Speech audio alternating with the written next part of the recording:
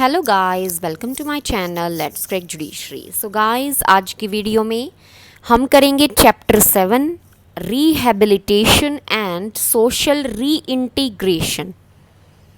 Section 39 से लेके 55 deal करते हैं इस सेक्शन में, इस चैप्टर में। तो चलिए स्टार्ट करते हैं सेक्शन 39 से। Process of rehabilitation and social reintegration.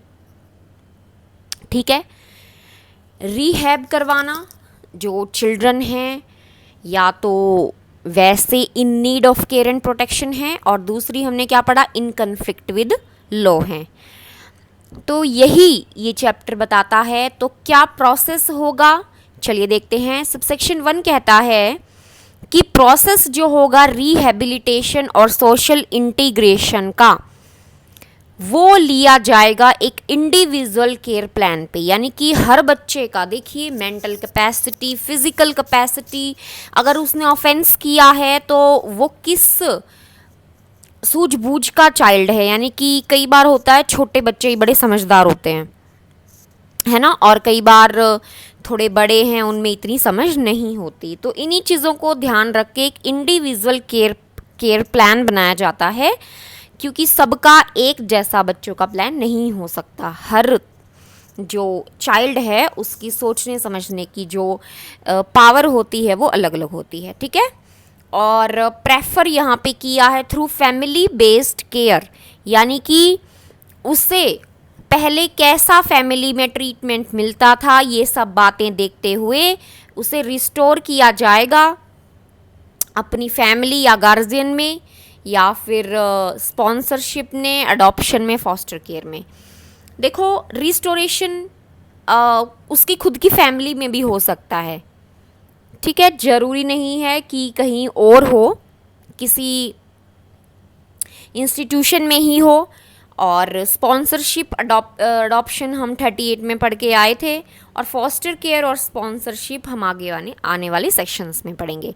तो यहाँ नोट्स में लिख दिया है, based on individual care plan of the child, restoring, adoption और फॉस्टर केयर। ओके, सेकंड कह रहा है सबसेक्शन कि प्रोवाइजो है इसमें, फर्स्ट में, लेकिन इतना इंपॉर्टेंट नहीं है इसलिए नहीं लिया। बेस्ट इंटरेस्ट है मेनली इसमें। ठीक है, सेकंड कहता है for child in conflict with law. ठीक है, अब आ गया कौन सा बच्चा जो इन कन्फ्लिक्ट विद लॉ है, ऑफेंस किया, 18 साल से कम है, तो उसे ऑब्जर्वेशन होम में रखा जाएगा। ठीक है, कहाँ रखा जाएगा, ऑब्जर्वेशन होम में। उसका रीहैब और social integration shall be undertaken in observation home.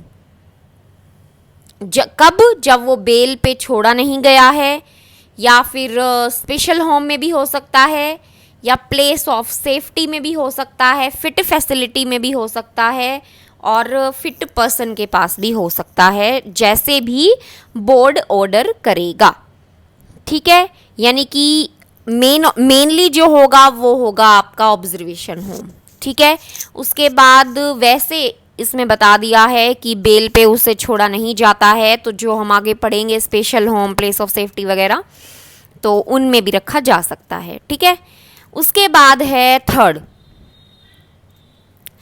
में देखिए क्या कह रहा है कि अब थर्ड में आ जाते हैं वो बच्चे इन need of care and protection. ठीक है, दो ही तरह के चिल्ड्रन यहाँ पे डील करता है एक्ट, एक इन कन्फ्लिक्ट विद लॉ और एक children in need of care and protection. तो जो चिल्ड्रन हैं इन नीड ऑफ केयर प्रोटेक्शन वाले, और जिनको उनकी फैमिली में नहीं भेजा गया है, उन्हें फिर इस एक्ट के तहत इंस्टीट्यूशन में या फिट पर्सन या फिट फैसिलिटी के पास रखा जाएगा। ठीक है, उसके बाद बात करता है एक तरह से आफ्टर केयर की, कि सपोज वो इंस्टीट्यूशन को छोड़ते हैं। सबसेक्शन 4 में देखो क्या कहता है कि the children in need of care and protection who are leaving institutional care. ठीक है,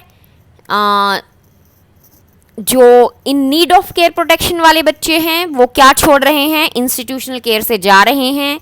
और इन कन्फ्लिक्ट विद लॉ वाले बच्चे किसको छोड़ रहे हैं, special home, observation home, place of safety, जो हम यहाँ पढ़ के आए हैं ना, ये ऑब्जर्वेशन होम वगैरह, इनको छोड़ते हैं। और तो फिर उनको क्या प्रोवाइड करवाना, फाइनेंशियल सपोर्ट। आगे 46 में है, तो उनको क्या प्रोवाइड किया जाता है, फाइनेंशियल सपोर्ट दी जाती है to reintegrate into the mainstream of the society. ठीक है, सोसाइटी में जाने के लिए पैसे की ज़रूरत होगी कि सपोज़ वो कोई काम भी करते हैं अपने खाने पीने वगैरह सब के लिए, तो वहाँ पे उसे फाइनेंशियल सपोर्ट अंडर सेक्शन 46 दिया जाएगा।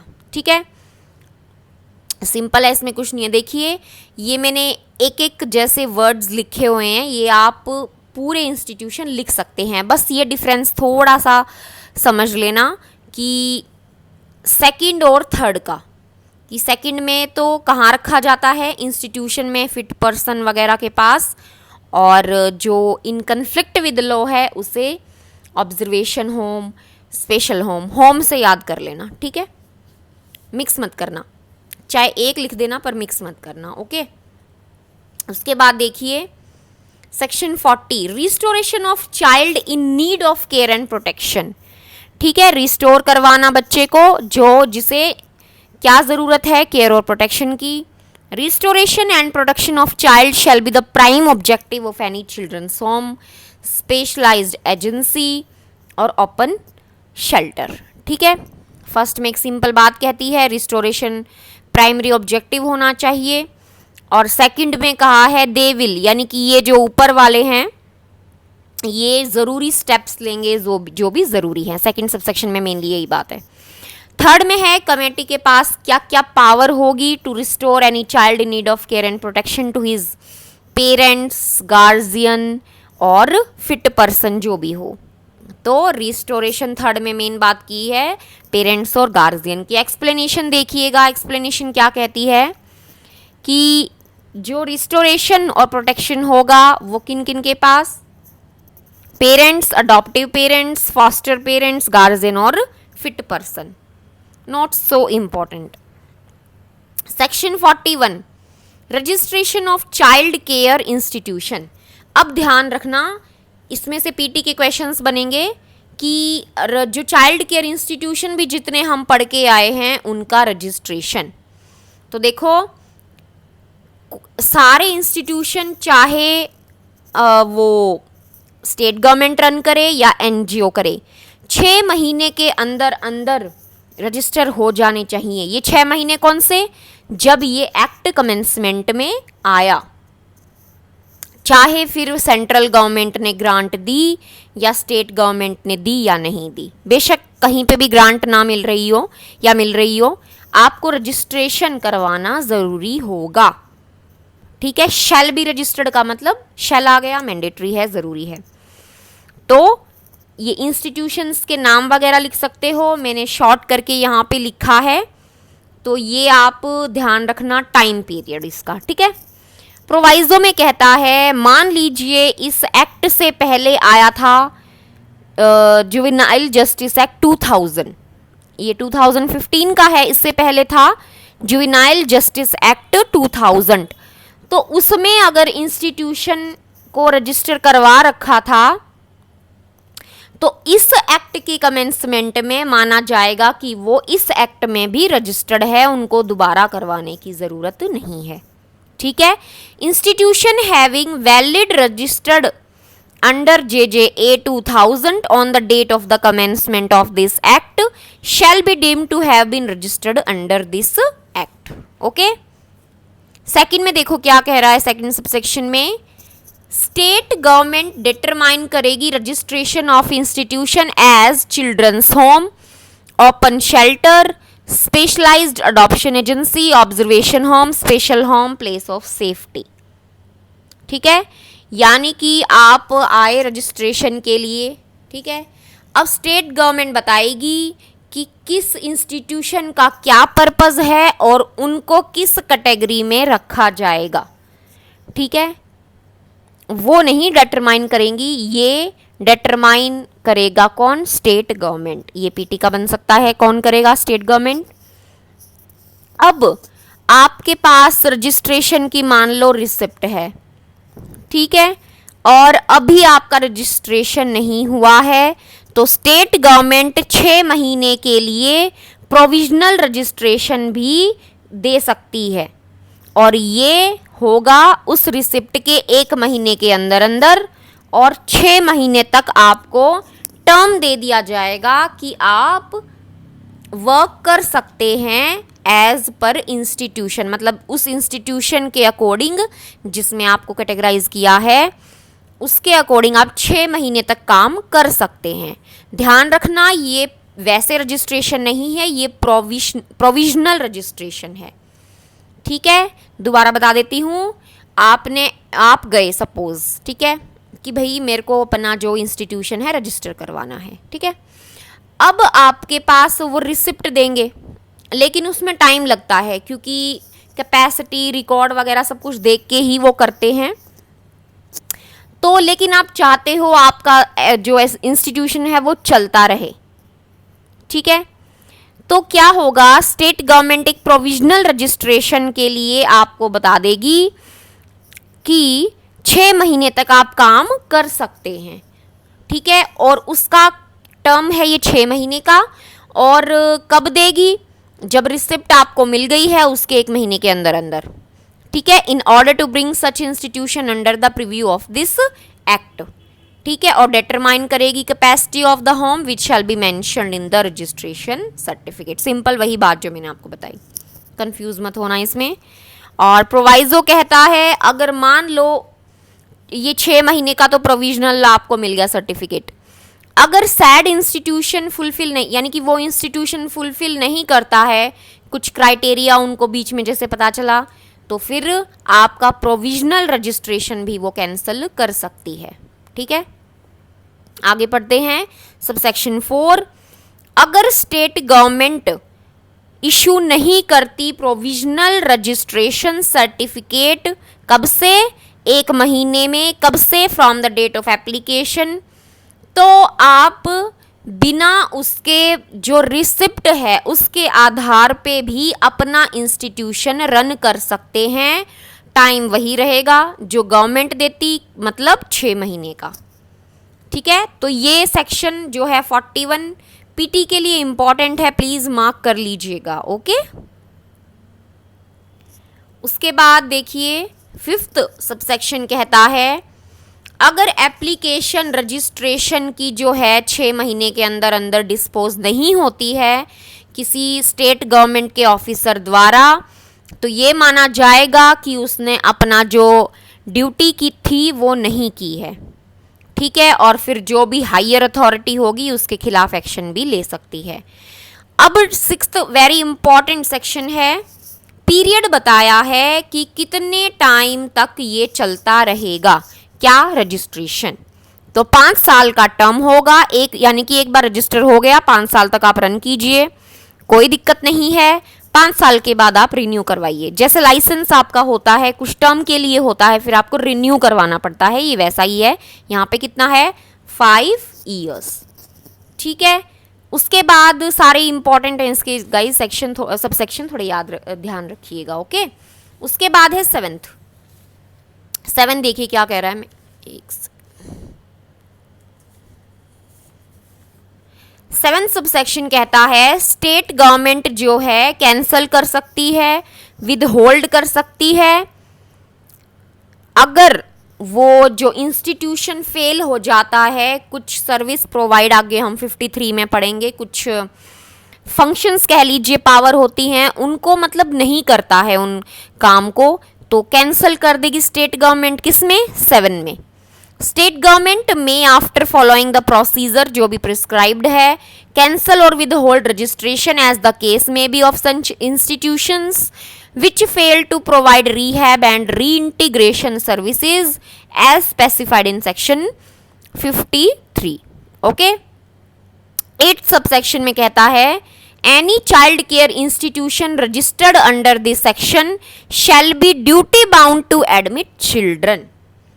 अब वो खोला किस लिए है, बच्चों के लिए, अब बच्चे तो उसमें आएंगे ना, तो आप मना नहीं कर सकते, ड्यूटी बाउंड है वो एडमिशन लेने के लिए, कोई बच्चा उसके पास आता है और पूरी अगर फॉर्मेलिटीज़ कंप्लीट हो जाती हैं।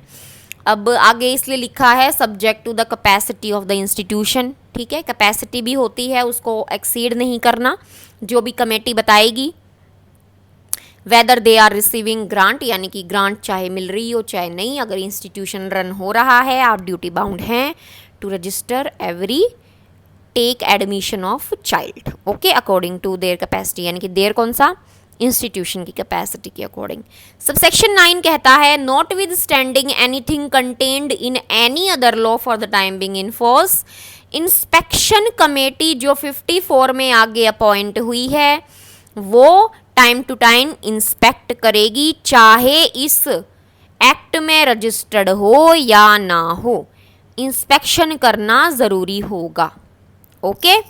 सेक्शन 42 आता है पेनल्टी, इम्पॉर्टेंट है, पूरे सेक्शन में केवल यही लिखा है अगर आप 41 यानी कि रजिस्ट्रेशन वगैरह की जो प्रोविजंस है उनको कंप्लाई नहीं करते तो 1 साल की सज़ा और 1 लाख का जुर्माना या दोनों, यानी कि सज़ा भी और पैसे भी आपको भरना होगा, आपकी लायबिलिटी बनेगी। और अगर लेट होते हो आप हर 30 दिन में, यानी कि टाइम पीरियड पूरा हो गया फिर 30 दिन आपने डिले कर दिया फिर 30 डेज डिले कर दिया, तो क्या होगा, वो एक अलग ऑफेंस बनेगा, ठीक है, मिसलेनियस में करेंगे। यानी कि यहाँ पे एक तो हो गया ये वाला कि आपने रजिस्टर्ड वगैरह नहीं करवाया एज पर 41 का 1, तो ये लग गया। उसके बाद प्रोवाइजो कहता है जितना डिले करोगे उतना एक अलग सेपरेट ऑफेंस होगा, और वो डिले कितना, हर 30 दिन का, ओके। सेक्शन 43, 44, 45 ये कुछ डिफाइन करते हैं, शॉर्ट नोट्स में आ जाता है, बात सब में देखिए एक है, for the best interest of child, उनके हित के लिए, उनकी भलाई के लिए। थोड़ी थोड़ी चीज़ें हैं उन्हें आप ध्यान रखिएगा, छोटी मोटी चीज़ें ही होंगी, सबको स्टेट गवर्नमेंट अपॉइंट करेगी, एस्टैब्लिश करेगी, उनका फंक्शन क्या होगा ये चीज़ें आपको ध्यान रखनी होगी, तो थोड़ा सा ध्यान रखिएगा। और तीनों चारों सेक्शन याद अब रखना, 43, 44, 45 याद रखने होंगे आपको। डायरेक्ट एमसीक्यू पूछ लेते हैं, ओपन शेल्टर कहाँ डिफाइंड है, 43 में। स्टेट गवर्नमेंट एस्टैब्लिश करेगी और मेंटेन करेगी खुद या एनजीओ के थ्रू क्या, ओपन शेल्टर, ठीक है। ओपन शेल्टर में क्या होगा, रेसिडेंशियल सपोर्ट होगा, ठीक है, यानी कि रहने की सुविधा होगी शॉर्ट टर्म बेसिस पे।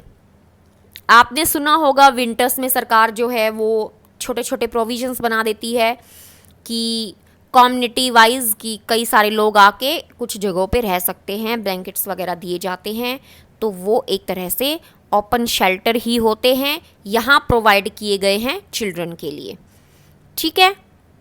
यानी कि जो बेचारे बच्चे गरीब सो रहे हैं गलियों वगैरह में, तो उनके लिए फिर वो प्रोवाइड करवाती है एक ऐसी जगह, कम्युनिटी बेस्ड फैसिलिटी बोलते हैं। यहाँ पे बच्चों की बात हो रही है तो बच्चों की होगी, और दीज आर टेम्पोरेरी बेसिस, ठीक है, टेम्पोरेरी बेसिस पे होगी, ओके। उसके बाद देखिए 2 सबसेक्शन हो गए हमारे।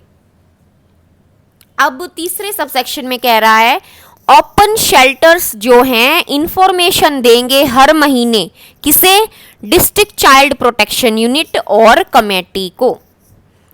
कमेटी कौन सी, चाइल्ड वेलफेयर कमेटी, और एंड यूज हुआ है यानी कि दोनों को देनी है। डिस्ट्रिक्ट चाइल्ड प्रोटेक्शन यूनिट को क्या देगी, इंफॉर्मेशन, किस चीज़ की इंफॉर्मेशन, जो वो काम कर रही है, यानी कि हमने ऐसे ऐसे फैसिलिटी प्रोवाइड की थी और इतने चिल्ड्रन जो हैं वहाँ पे रहने आए, ये सब कुछ, ठीक है। उसके बाद है section 44 foster care. Foster care कहाँ डिफाइंड है, सेक्शन 2 के 29 में। ये ज़रूर कीजिएगा कि कहाँ पे डिफाइंड है, सेक्शन 2 के 29 में। ये आप बेरेक्ट में लिख लेना, मैंने यहाँ लिखा नहीं था। तो पहले सबसेक्शन में कहता है कि स्टेट गवर्नमेंट रिकॉग्नाइज्ड करती है a family as not include child's biological adoptive parents for foster care of the child for a short extended period of time, ठीक है। फॉस्टर केयर ही हो गई, तो यहाँ पे बायोलॉजिकल जिन्होंने उसे पैदा किया है या अडॉप्टिव पेरेंट्स नहीं आएंगे। फॉस्टर फैमिली होती हैं, ये कॉन्सेप्ट हमने बहुत कम सुना है वैसे, ठीक है, कि ऐसे होता है फॉस्टर केयर का concept. Children in need of care and protection कौन से हो गए, बता दिया। May be placed in foster care including group foster care for their care and protection through orders of committee. Committee order करेगी और उसमें क्या इंक्लूड नहीं होंगे, बायोलॉजिकल और अडॉप्टिव पेरेंट्स या फिर unrelated family recognised as suitable, जो भी उन्हें जानती नहीं है वो फैमिली, वो उनको स्टेट गवर्नमेंट रिकॉग्नाइज्ड करेगी उन फैमिलीज़ को और इन बच्चों को वहाँ पे भेज देगी for foster care. For short term basis भी हो सकता है और थोड़ा टाइम ज़्यादा भी हो सकता है, दोनों चीज़, टाइम पीरियड भी बता दिया। ओके, सेकंड में बात करता है selection of the foster family shall be based on families ability, intent, capacity and priority. यानी कि जो फॉस्टर फैमिली है उसकी क्वालिफिकेशन बता दी, ठीक है। यानी कि जो बच्चों का सिलेक्शन किया जाएगा कि उन्हें किस फॉस्टर फैमिली में भेजा जाए, तो उन फैमिलीज़ का एबिलिटी क्या है, इंटेंट क्या है, कैपेसिटी क्या है, एक्सपीरियंस क्या है, सब देखा जाएगा। थर्ड में बात करता है, मान लो भाई बहन हैं तो उन्हें इकट्ठा रखने की पूरी सुविधा की जाएगी। यानी कि देखा जाएगा कि भैया उन्हें इकट्ठा रखा जाए, क्योंकि इससे क्या होता है, बेस्ट इंटरेस्ट ऑफ चिल्ड्रन, ठीक है। अगर बेस्ट इंटरेस्ट इसमें है कि उन्हें इकट्ठा ना रखा जाए तो वो भी किया जा सकता है, अदरवाइज सारे एफर्ट्स ये होंगे कि सिबलिंग्स को इकट्ठा रखा जाए। ओके, फोर्थ सबसेक्शन कहता है स्टेट गवर्नमेंट जो है फिर मंथली फंडिंग करेगी किसे, फैमिलीज़ को जो बच्चे रख रहे हैं। और ये फैमिलीज़ को जो फंडिंग होगी ये किसके थ्रू होगी, डिस्ट्रिक्ट चाइल्ड प्रोटेक्शन यूनिट के थ्रू होगी, ठीक है। वो प्रोवाइड करेंगे किसे, फैमिली को। तो फोर्थ में मेनली इतनी बात है। फिफ्थ सबसेक्शन देखिए क्या कहता है, जो बच्चों के माँ बाप हैं, अब असली वाले या अडॉप्टिव दोनों ही, वो फॉस्टर केयर में उनसे मिल सकते हैं, विजिट कर सकते हैं रेगुलर इंटरवल पे, जो भी कमेटी डिसाइड करती है, ठीक है। अगर कमेटी को लगता है कि नहीं ये विजिट्स नहीं होनी चाहिए, बच्चे के हित में नहीं है, तो रीजंस रिकॉर्ड करके वो मना भी कर सकती है, ठीक है। और एक बार लगता है कि हाँ अब पेरेंट्स जो हैं उसके वो उसका देख रेख कर सकते हैं, तो उनको अपनी पेरेंट्स के पास भी after the foster care of the family उन्हें भेजा भी जा सकता है, किनके, अपने खुद के माँ बाप या अडॉप्टिव पेरेंट्स के पास, ठीक है। कितने सारे देखिए प्रोविज़न हैं, हमारी गवर्नमेंट ने ये एक्ट तो बना दिया, अब कितने होते हैं नहीं होते हैं ये हमें इस चीज़ का कोई नॉलेज नहीं है, लेकिन देखो कितने, अगर हम पढ़े तो कितने सारे प्रोविज़न्स हैं ऐसे बच्चों के लिए, ठीक है। नेक्स्ट सब सेक्शन है सिक्स में कहता है कि फॉस्टर फैमिली किस किस चीज़ के लिए रिस्पॉन्सिबल होगी, एजुकेशन, हेल्थ और न्यूट्रिशन, ठीक है। 7 सबसेक्शन कहता है state government may make rules for purpose of defining procedure, criteria and manner. ये कौन बताएगा, स्टेट गवर्नमेंट। उसके बाद 8 सबसेक्शन है committee shell conduct every month by the committee in the form as may be prescribed to check the well-being। यानी कि conduct करवाएगी एक तरह से इंस्पेक्शन, किसके द्वारा, कमेटी के द्वारा, चाइल्ड वेलफेयर कमेटी के द्वारा, कि जाइए पता कीजिए क्या बच्चा ठीक ठाक है, regarding the well-being of the child. And whenever a foster family is found lacking in taking care, मान लो वो फंड तो ले रही है, पैसे मिल रहे हैं ना उन्हें, फंड तो ले रही है लेकिन बच्चे को कुछ भी नहीं दे रही, खुद ही खा पी रहे हैं, इंजॉयफुल कर रहे हैं, वो एजुकेशन के पैसे दिए थे वो भी वो खा गए, तो ऐसा नहीं होना चाहिए। अगर उन्हें लगता है फिर तो वहाँ से उनको रिमूव कर लिया जाएगा बच्चों को, और जो दूसरी फॉस्टर फैमिली होगी जो भी कमेटी ने बनाई हुई है वहाँ पे अगर सही समझती है तो उन्हें शिफ्ट कर देगी, ठीक है। 8th में डिस्क्वालिफिकेशन है। 9th में कहता है कोई भी बच्चा अडॉप्टेबल बाय द कमेटी, जो अडॉप्शन में दिया जा सकता है, वो यहाँ पे लॉन्ग टर्म फॉस्टर केयर के लिए नहीं रखा जाएगा। No child regarded as adoptable by the committee, यानी कि थोड़ा लंबे टाइम के लिए मान लो फॉस्टर केयर फैमिली में रखा गया तो उसको अडॉप्टेबल नहीं समझा जाएगा। Okay, simple. सेक्शन 45 है स्पॉन्सरशिप। सेक्शन नंबर याद कर लेना, इंपॉर्टेंट है। स्टेट गवर्नमेंट जो है shall make rules for the purpose of undertaking various programmes of sponsorship of children such as individual, group, community sponsorship. 3 तरह की इंडिविजुअल, ग्रुप और कम्युनिटी स्पॉन्सरशिप की बात की है। स्टेट गवर्नमेंट कुछ रूल बनाएगी रिगार्डिंग प्रोसेस की कोई भी स्पॉन्सरशिप कर सकता है, ठीक है। तो ये हमने काफ़ी बार सुना भी हुआ है कि उस इंस्टीट्यूशन को इतने पैसे दिए और किसी ने और स्पॉन्सर की कर रहा है वो उस कम्युनिटी बच्चे को या इंडिविजुअल, ग्रुप, कम्युनिटी, 3 तरह की चीज़ें जिसमें भी बताई हैं, ठीक है। उसके बाद क्या क्राइटेरिया होगा स्पॉन्सरशिप का, ये देखो। पहला, जो बच्चे की माँ है वो विडो है, डिवोर्स्ड है या छोड़ी गई है फैमिली द्वारा। सेकंड, चिल्ड्रन है वो ऑर्फन है और जो अलग किसी और फैमिली के साथ रह रहे हैं। थर्ड है, जो विक्टिम हैं यानी कि पेरेंट्स हैं वो विक्टिम हैं किसी ऐसी डिजीज़ के जो जानलेवा है, यानी कि एड्स हो गई जैसे, ठीक है, उस केस में। और फोर्थ में है पेरेंट्स हैं अनेबल हैं to care both financially and physically.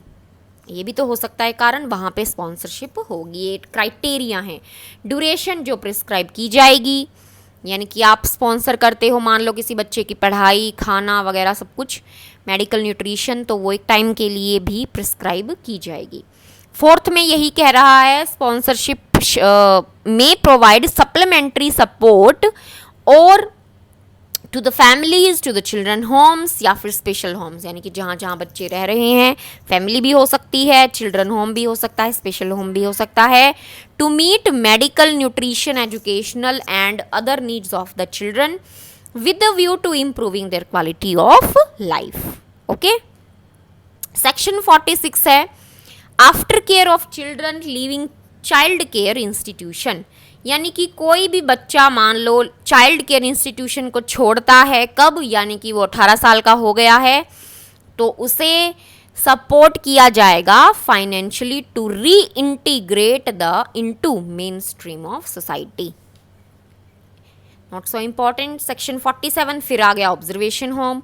State government हर डिस्ट्रिक्ट में या तो खुद या एनजीओ के द्वारा ऑब्जर्वेशन होम इस्टेब्लिश करेगी। उसके बाद है subsection 2 where the state government is of the opinion कि जो रजिस्टर्ड इंस्टीट्यूशन है other than a home established और मेंटेन अंडर सब सेक्शन 1, ऊपर जो हमने होम पढ़ा उससे अलग कोई मान लो इंस्टीट्यूशन है जो किसी बच्चे को जो इन कन्फ्लिक्ट विद लॉ है, ऑब्जर्वेशन होम में तकरीबन वही आते हैं क्योंकि वहाँ उन्हें ऑब्जर्व किया जाता है, तो वो बच्चे आते हैं, टेम्पोरेरी रिसेप्शन है, तो उन जो जिस इंस्टीट्यूशन में वो आए हैं ऊपर एक से अलग, तो उनको ऑब्जर्वेशन होम के इंस्टीट्यूशन की तरह रजिस्टर्ड कर सकती है। स्टेट गवर्नमेंट के पास पावर है। बच्चे कौन से आएंगे? Child in conflict with law, ठीक है। मान लो इंक्वायरी वगैरह चल रही है रिगार्डिंग कि बच्चे ने ऑफेंस किया है नहीं किया है, ये सब चीज़ें, और इस दौरान वो किसी इंस्टीट्यूशन में है तो वो टेम्पोरेरी हैं, ऑब्वियसली इंक्वायरी कुछ टाइम तक चलेगी, तो उस पर्पज़ के लिए तो वो ऑब्जर्वेशन होम तो नहीं है, लेकिन स्टेट गवर्नमेंट की पावर है, उन्हें वैसे रजिस्टर्ड वहाँ पे कर सकती है ऑब्जर्वेशन होम की तरह। ओके, तो ये हमारा हो गया सेकंड सबसेक्शन। उसके बाद देखिए third, state government by rules provide for management and monitoring of such homes, ठीक है।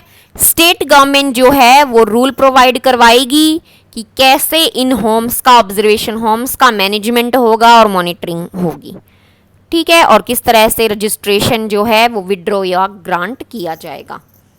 सारे रूल्स स्टेट गवर्नमेंट बनाएगी।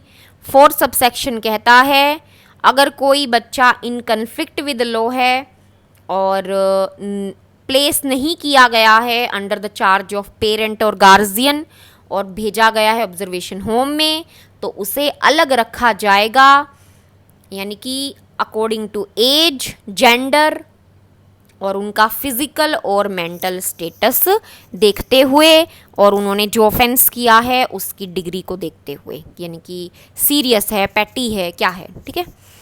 सेक्शन 48 कहता है स्पेशल होम्स, ठीक है। मेनली ये एक जैसे ही दिखेंगे आपको, थोड़ा सा इनको डिफ्रेंशिएट 1-2 पॉइंट से कर लीजिएगा, बहुत होगा उतना मेंस में भी लिखने के लिए, और पीटी में तो है ही। स्पेशल होम्स कहाँ डिफाइन है? सेक्शन 48 में। प्रीलिम्स के लिए नोट कर लेना। वही स्टेट गवर्नमेंट इस्टेब्लिश करेगी खुद या एनजीओ के थ्रू हर डिस्ट्रिक्ट में, और रजिस्टर्ड करेगी, जो हम पहले रजिस्ट्रेशन पढ़ के आए हैं वैसे, और किन बच्चों के लिए जो इन कन्फ्लिक्ट विद लॉ हैं और पाया जाता है कि उन्होंने ऑफेंस कमिट किया है, और जो प्लेस किए जाते हैं यानी स्पेशल होम में रखे जाते हैं किसके द्वारा? जेजेबी के द्वारा under section 18 juvenile justice board के द्वारा। सेकंड कहता है स्टेट गवर्नमेंट में by rule provide for the management and monitoring of special homes including the standards and various types of services to be provided by them, जो necessary हैं social reintegration के बच्चे के लिए, ठीक है। स्टेट गवर्नमेंट सारे रूल बनाएगी, जो ऊपर पढ़ के आए ना सेम ही है बिल्कुल, कुछ इसमें अलग नहीं है। मैनेजमेंट मॉनिटरिंग के जो हमने यहाँ पढ़ा ना 47 के 3 में, बिल्कुल सेम है, कुछ अलग नहीं है, इसलिए दोबारा नहीं बता रही। और ये भी सिंपल वैसा ही है जैसा ये है, ऑब्जर्वेशन होम का 3rd 4th 2nd 3rd के जैसा ही है बिल्कुल, कि इन कन्फ्लिक्ट विद लॉ है, ऑफेंस किया है, तो मेंटल कैपेसिटी वगैरह देखते हुए, एज देखते हुए उसे अलग रखा जाएगा। उसके बाद है place of safety, section 49 state government establish करेगी एक प्लेस ऑफ सेफ्टी। अब ध्यान देना, डिस्ट्रिक्ट में नहीं है, ये है स्टेट में। One place of safety will established by the state government in a state, okay. Registered कहाँ पे होगा? 41 में। और किन के लिए?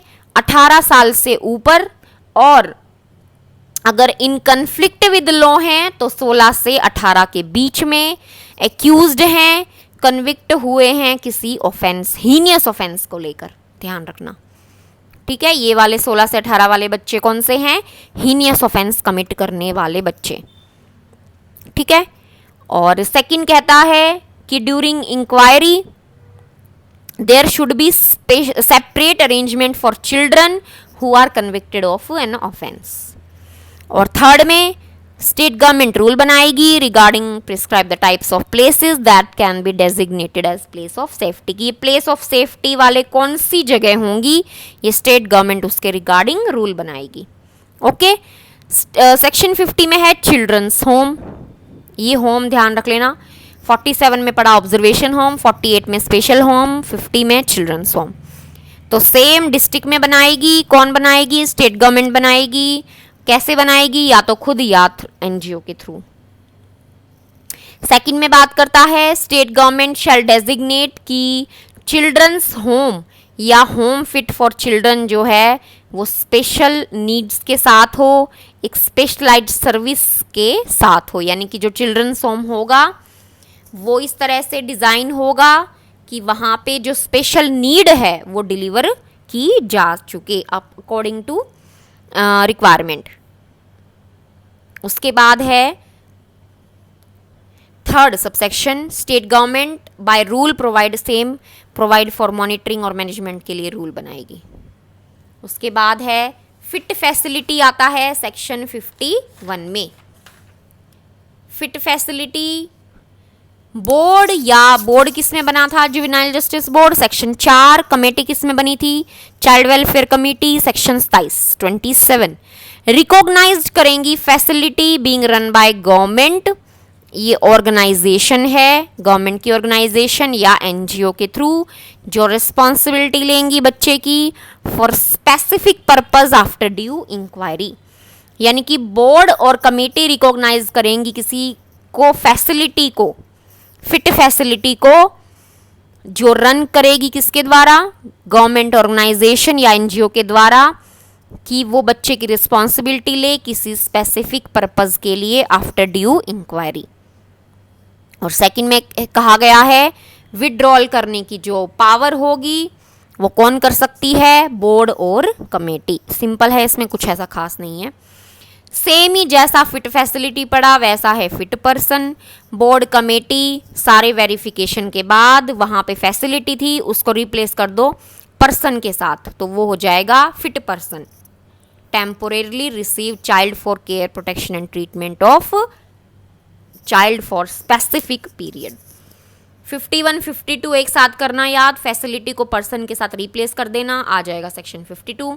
विड्रॉल का सेम होगा, बोर्ड कमेटी यहाँ पे विड्रॉ कर रही थी, यहाँ पे भी एक पर्सन को हटा सकती हैं कि भैया अब आप सही नहीं हो, फिट पर्सन के लिए आप ठीक नहीं हो, तो उसकी रिकॉग्नाइजेशन जो है, रिकॉग्निशन, वो वापस ले लेगी। ओके, सेक्शन 53 हमने पहले पढ़ा था कि कुछ फंक्शंस होते हैं जो रिहैबिलिटेशन और रीइंटीग्रेशन सर्विसेज प्रोवाइड कर रहे हैं इंस्टीट्यूशंस। तो इन इंस्टीट्यूशंस क्या क्या प्रोवाइड करते हैं वो चीज़ इसमें दिया गया है। अब इतने सारे इंस्टीट्यूशन तो बता दिए, ये होम फलाना होम, लेकिन इनमें होता क्या है फिर ये भी तो ज़रूरी होगा।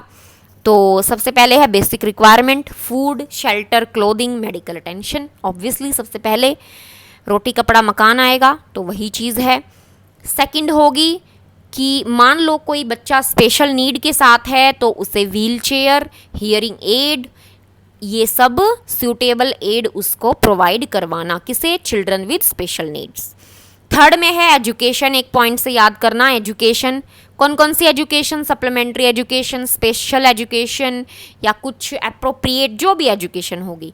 और प्रोवाइजो कहता है 6 से 14 साल के बच्चे के लिए भाई ज़रूरी होगी क्या, एजुकेशन। एक्ट का नाम है right of children to free and compulsory education act 2009, क्योंकि कॉन्स्टिट्यूशन कहता है 6 से 14 साल के बच्चे को एजुकेशन देना ज़रूरी होगा। मान लो कोई स्किल डेवलपमेंट है, उस चीज़ को भी यहाँ पे इंस्टीट्यूशन प्रोवाइड करवाएगा। मान लो किसी बच्चे में कोई स्किल है तो उसे डेवलप करवाएगा। ऑक्यूपेशनल थेरेपी यानी कि लाइफ स्किल एजुकेशन वहाँ प्रोवाइड की जाएगी। मेंटल हेल्थ काउंसलिंग वगैरह को वहाँ पे लाया जाएगा अगर किसी बच्चे की मेंटल हेल्थ इशू है तो। स्पोर्ट्स कल्चरल एक्टिविटीज़ 7 में करवाई जाएंगी। लीगल एड किसी को चाहिए 8th में वो प्रोवाइड की जाएगी। 9th में अगर डी एडिक्शन किसी को एडिक्शन किसी चीज़ की थी तो वहाँ पे डी एडिक्शन ट्रीटमेंट या वोकेशनल ट्रेनिंग वगैरह प्रोवाइड की जाएगी। 10th में इंडिविजुअल केयर प्लान होगा। 11th में बर्थ रजिस्ट्रेशन के रिगार्डिंग कोई फैसिलिटी है वो प्रोवाइड की जाएगी। 12 में आइडेंटिटी प्रूफ अगर है तो वहाँ पे सहायता दी जाएगी for obtaining the identity proof. और 13 में लास्ट में है एनी अदर सर्विस, सिंपल। उसके बाद सेकंड में सबसेक्शन, ये फर्स्ट के सबसेक्शन में सारी फंक्शंस वगैरह या जो भी आप कहें मैनर वगैरह जो भी हैं। और सेकंड में बात करता है हर इंस्टीट्यूशन में एक मैनेजमेंट कमेटी बनाई जाएगी जो टाइम टू टाइम बताती रहेगी इंस्टीट्यूशन को कि आप ऐसे मैनेज और मॉनिटर करिए अपनी इंस्टीट्यूशन को for the progress of every child. Third में है ऑफिसर इंचार्ज जो होगा हर इंस्टीट्यूशन का, वो जो 6 साल से ऊपर के बच्चे हैं, ठीक है, अबव 6 ईयर्स, उन्हें फैसिलिटेट करवाएगी कि कुछ कमेटी वहाँ पे स्टैब्लिश करवाएगा। कौन, ऑफिसर इंचार्ज, कि वो बच्चों के प्रोग्रेस के लिए काम करे for the safety and wellbeing of children in the institution. Section 54 कहता है इंस्पेक्शन के बारे में। इसी वर्ड से याद रखना, कौन अपॉइंट करेगा, स्टेट गवर्नमेंट अपॉइंट करेगी क्या, इंस्पेक्शन कमेटी, ठीक है। फर्स्ट में तो ये आ गया, सेकंड में आ गया 3 महीने में एक बार होगा क्या, इंस्पेक्शन होगा। और कौन कौन करेगा, 3 मेंबर होने चाहिए, 3 में से एक वुमेन ज़रूरी होगी और एक मेडिकल ऑफिसर ज़रूर होगा। ठीक है। और उसके बाद है रिपोर्ट किसे सबमिट की जाएगी, डिस्ट्रिक्ट चाइल्ड प्रोटेक्शन यूनिट और स्टेट गवर्नमेंट को, दोनों को जो है क्या प्रोवाइड की जाएगी, रिपोर्ट। किसके द्वारा, इन मेंबर्स के द्वारा यहाँ पे इनको रिपोर्ट जो है सबमिट करवाई जाएगी। और आगे थर्ड ध्यान देना, पीटी मार्क कर लेना, रिपोर्ट कितने दिन में देनी होगी, 1 हफ्ते के अंदर अंदर। किसे, यही दो हैं, डिस्ट्रिक्ट चाइल्ड प्रोटेक्शन यूनिट और स्टेट गवर्नमेंट को। और इनको फिर 1 महीने के अंदर अंदर जो रिपोर्ट बनाई है उस पे एक्शन लेना होगा। पीटी मार्क कर लेना सबसेक्शन 3 पे। On the submission of the report by the inspection committee within a week of the inspection, appropriate action taken by this district child protection unit or state government and a compliance report shall be submitted to the state government. Okay, action लिया जाएगा mainly। उसके बाद है 55 section, ये कहता है evaluation of functioning of structures. Structures क्या है यहाँ पे, स्ट्रक्चर्स यानी कि ये जो ऊपर इतने सारे हम पढ़ के आए, ये home, observation home, place of safety, fit facility, fit person, तो उसके बारे में कह रहा है स्टेट गवर्नमेंट और सेंट्रल गवर्नमेंट दोनों इंडिपेंडेंटली इवेल्युएट करेंगी इन सभी स्ट्रक्चर और अथॉरिटीज की फंक्शनिंग को, ठीक है। और सेकंड में कहता है मान लो कन्फ्लिक्ट हो जाता है दोनों की इवेल्युएशन में, तो सेंट्रल गवर्नमेंट वहां पे प्रिवेल करेगी। सेकंड सबसेक्शन ये बात करता है, ठीक है। तो हमारे अब ये चैप्टर ख़त्म हो गया है 7। कल हम कोशिश करेंगे कि 56 से लेके 112 तक कंप्लीट कर दें, नहीं तो 2 वीडियो भी लग सकती हैं। सॉरी गाइस, लंबी वीडियो बन जाती है, इसलिए मुझे ये इतना 5-6 वीडियो में कवर करवाना पड़ रहा है, नहीं तो मैं आपको जितना हो सके शॉर्ट में ही करवाने की कोशिश करती हूँ। तो समझ में आया हो तो प्लीज़ लाइक कीजिएगा और चैनल को सब्सक्राइब कीजिएगा। Thank you.